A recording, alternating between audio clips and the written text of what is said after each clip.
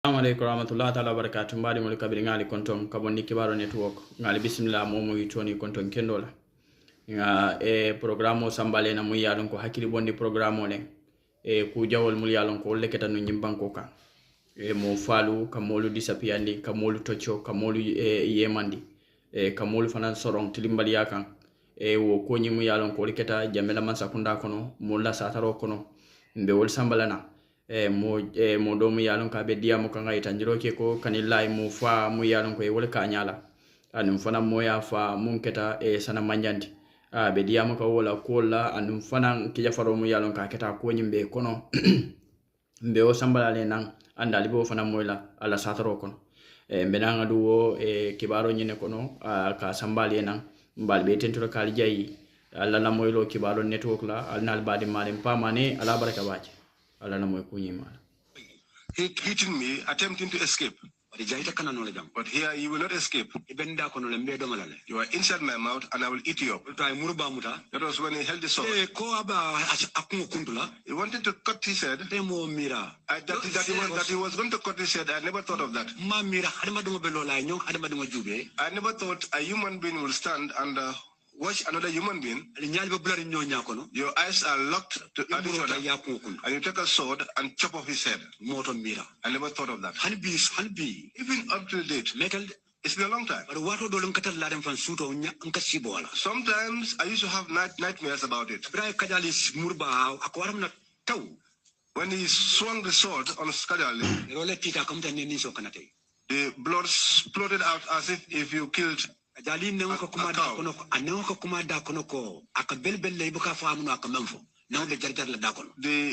tongue was wiggling inside the mouth as if he was trying to mumble something which was not audible. He held the sword, went after Kajali's head, and could you come out and demonstrate to us how it happened? Come out, come in the middle here.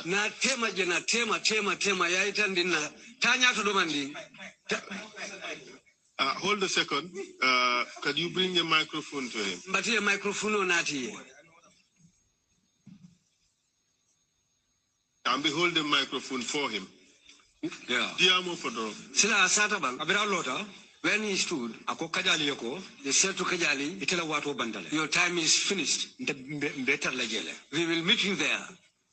Kajali said to him, I'm not afraid to die, because I know that if I die today, one fine day you will find me in the next world.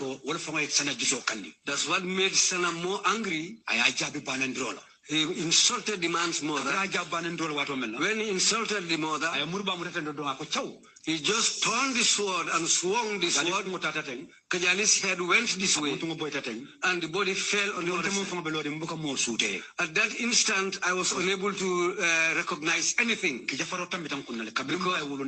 because I was so terrified that I cannot recognize anything, because since the day I was born, I've never seen anything like this. But when the head fell down, the tongue was wiggling inside the man's mouth. Because even somebody standing at a distance, even if somebody standing at a distance, you will hear the noise that the tongue was. Even if somebody standing at a distance, you will hear the noise that the tongue was making in the man's mouth. That's the time when Sana came, he stamped on the man's head. So the body was shaking. That's the time I came to know Suleiman Samu's name. Sana turned. He said, Solomon, bring me back. Bring a bag for me. Suleiman came, put his hand inside pocket, he took out a bag. He opened the bag. Sana held the man's head, Kajali's head. He put his two fingers in the man's nostrils. Hitting me, attempting to escape. Did you do He took up the man's head and told him everything will be clear now. He put the man's head inside the bag. They left. Badjie and others came. wash of the blood. After when they started washing of the blood, Sana came and displayed there. Could you take your seat again? Stein Tasi.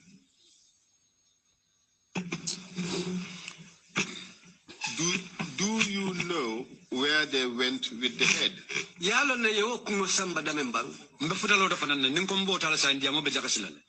will go to come there. If I want to narrate that now, things will be mixed up. When Sana became angry, they asked Badjie, who asked you to wash this place? Did I order you to wash the blood of here? Badjie said, I didn't want the blood to get dried here. Then Sana said to him, bullshit. He said to Badjie, drag this body and bring him and place him on top of this cement slab.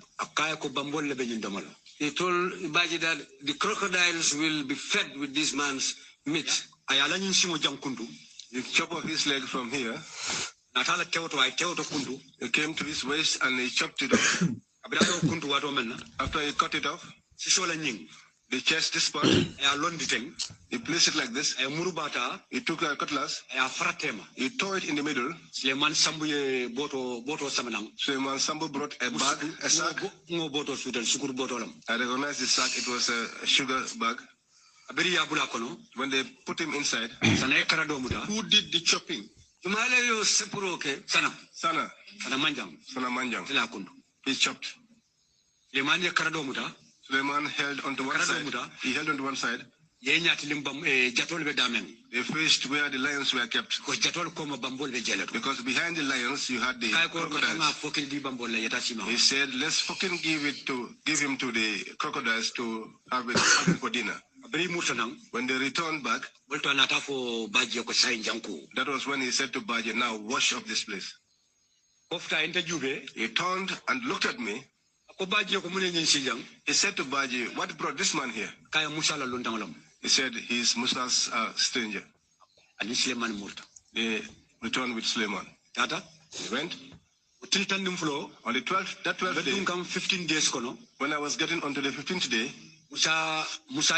at this stage, did you get to know what happened to the head of Lekok? The head, they used to take it inside the Jammeh's house. Inside the Jammeh, inside his house, that's where the heads go to. How did you know that? I was facing there. I asked Badjie and he said these heads used to go to the elder. Because the day that he was saying that to me, that was the day that that girl Jammeh was killed. Jammeh had beards.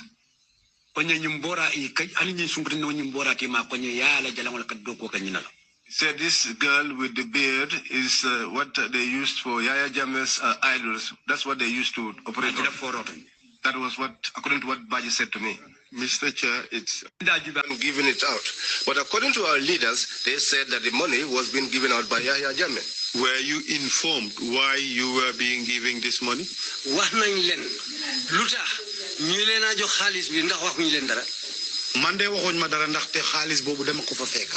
Well, for me, they didn't tell me anything, and that money, I found it there. When I got into the patrol team, I found that there.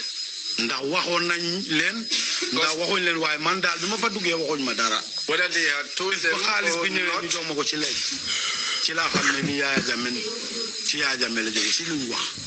whether they told them or not, I did not know. But when I got inside the patrol team, I found that there.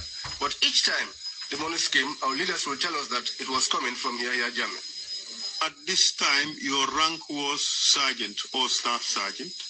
Watu bobu, sa rank binga amoy sama xam, sergeant la wala staff sergeant? Sergeant la. I was a sergeant. At this stage, how much were you being paid by the Gambia government for your service as a sergeant in the army?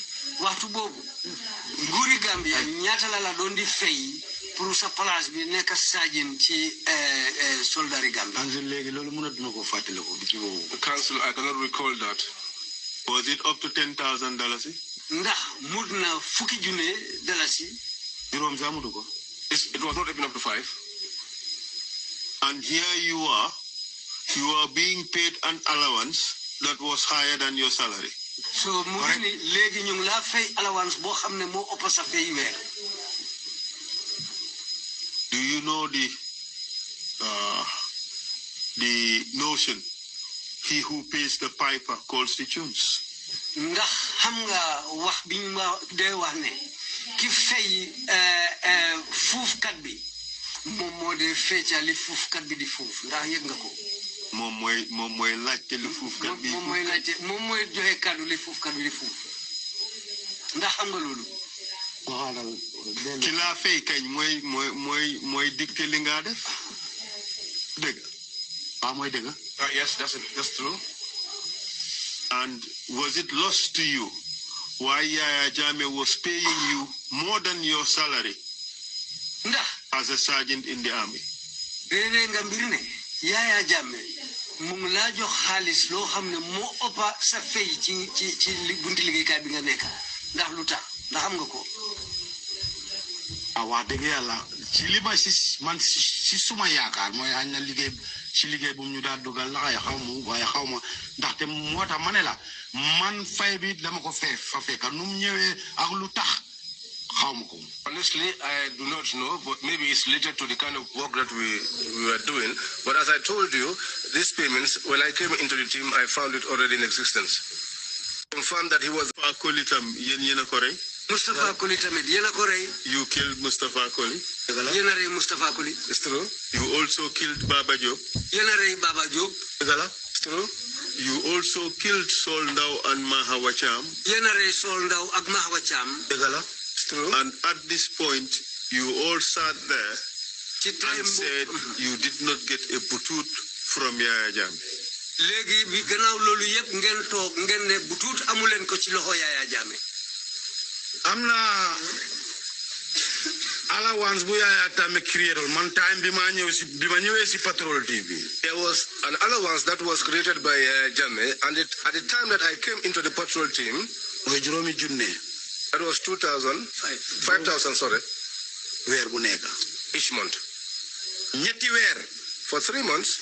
laa téye loolu. I received that payment. Depuis boobu. After that, until this day that I'm sitting here face to face with you, I did not receive any coin from Jammeh. And this sorry, and I like come Toboski ni suñ demee ay Toboski yum de joxe ni except na bobu suñ ko séddo ku nekk am légo lég nga am ñaari junne o légo lég nga am benn junne juróomi téeméer dafa des. Except during Tobaski, when he will give out gifts and we would share, each one of us probably gets 2,000 or 1,500. This 5,000 allowance that you were receiving as a jungler, was it part of your regular salary that would go to the bank, or was it paid different, separately? It was paid separately. dañ ko def fay bor li bokut ak sen fay weer bi li dee dem bank ndax naka lañ ko def fay dañ ko def fay separate. That payment was done separately. dañ koy xaajale waaw. It was separated. dañ ko dee xaajale. Separated. waaye loolu tam man si li ma yëg ak si li ma am. But what I dem na si ñetti weer. What I know and what I got was only for 3 months. Suma fàttale ko. If I can recall.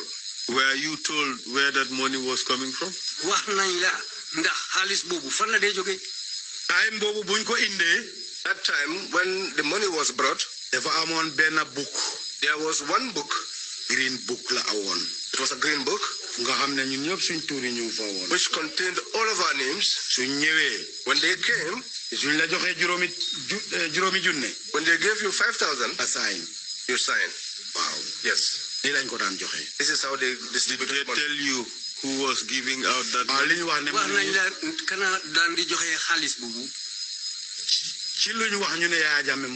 According to what they said it was Yaya Jammeh who was giving out the money.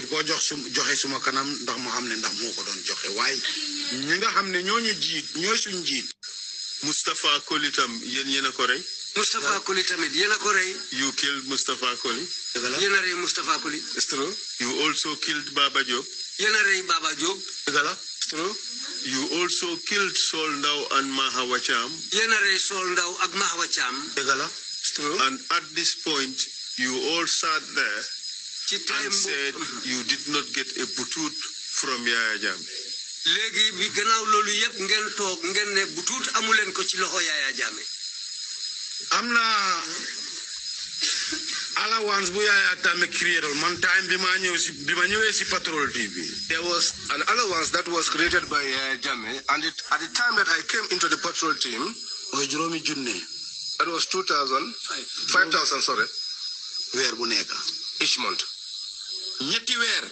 For 3 months, laa téye loolu. I received that payment. Depuis boobu. After that, until this day that I'm sitting here face to face with you, I did not receive any coin from Yaya Jammeh. And this and I like come Toboski ni suñ demee ay Toboski yum de joxe ni except boobu suñ ko séddoo ku nekk am léegoo-léeg nga am ñaari junne o léegoo-léeg nga am benn junne juróomi téeméer dafa des joxe. Except during Toboski, when he will give out gifts and we would share, each one of us probably gets 2,000 or 1,500. This 5,000 allowance that you were receiving as a jungler, was it part of your regular salary that would go to the bank, or was it paid different, separately? It was paid separately. dañ ko def fay bor li bokut ak sen fay weer bi li dee dem bank ndax naka lañ ko def fay dañ ko def fay separate. That payment was done separately. dañ koy xaajale waaw. They were separated. dañ ko dee xaajale. They separated. waaye loolu tam man si li ma yëg ak si li ma am. But what I am na si ñetti weer. What I know and what I got was only for 3 months. Suma fàttale ko. If I can recall. Were you told where that money was coming from? wax nañ la ndax xaalis boobu fan la dee jóge. time boobu buñ ko indee. That time when the money was brought, dafa amoon benn book. There was one book. Green book la awoon. It was a green book. nga xam ne ñun ñëpp suñ tuuri ñu fa woon. Which contained all of our names. suñ ñëwee. When they came. suñ la joxee juróomi junne. When they gave you 5,000. Assign. You sign. Wow. Yes. This is how they distribute. Did they tell you who was giving out that money?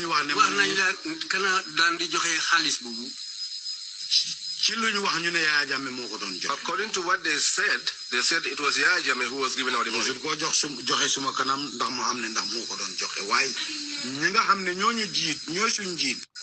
Mustafa, proceed with your and tell us more about your encounter with Manga for that day when you went to his house.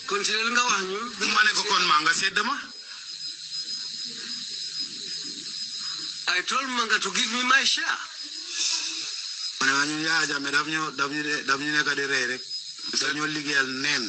He said to me, Yaya Jammeh is just killing us. He's using us in vain.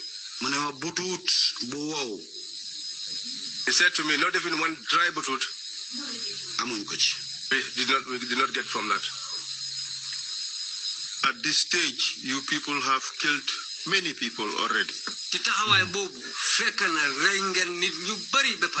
Wow. Yes. For you, you have participated in the following killings.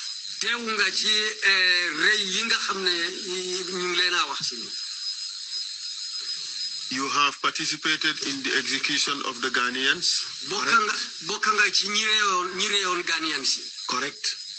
Correct. You were there when over 30 Ghanaians were killed. Correct. Correct. In the subsequent operation, 15 other foreign nationals were killed.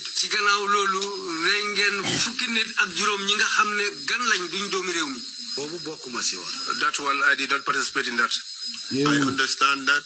And your group, the junglers, killed another 8 Ghanaians who were dumped at the beach site around Ghana town. Council nena lolu yek nako way sen group bokana ci ñi rey juroom ñetti Ghanaians nga xamne rey nañ len ñu sani len ci beach bi bori Ghana town.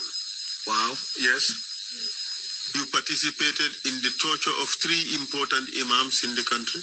Bokanga biño ticatu ñetti imam nga xamne té nañ len ba pare ñu ticatu len dal. Wow, yes.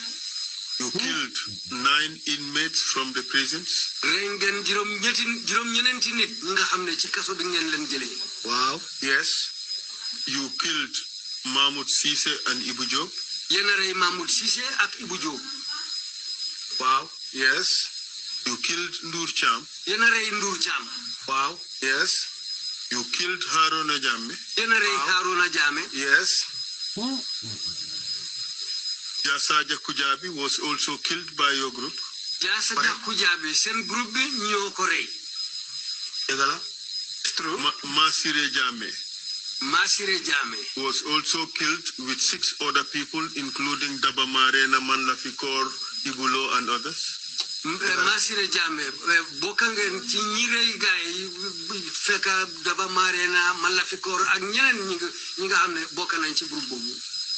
Ilo Jallo was also killed by your group. Ilo Jallo sen groupe bi ñoko rey. Voilà. It's true.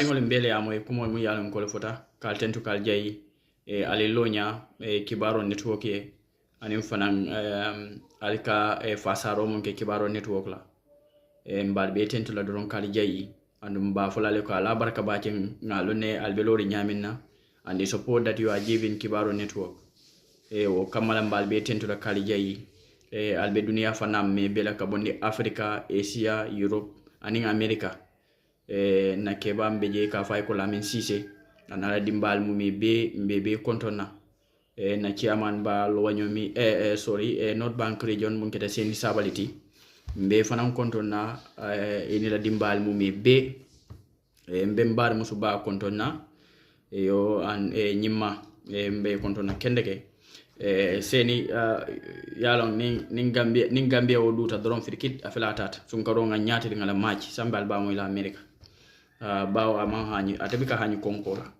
wala mala problème oti barim ka tentu don ka jayi alonya ka Gambia la ko kele mobile o sute seni sabal la koto mba tentu la don ba jayi la kendeke anala dimbal mu be ani mol yalon ko be kiro ke kan Gambia la koto ka Gambia bonni nyin toro kono mbaade be konton na momi toni konton kendo alnaali baadi ma pamane ala baraka ba jalla na moy ko nyima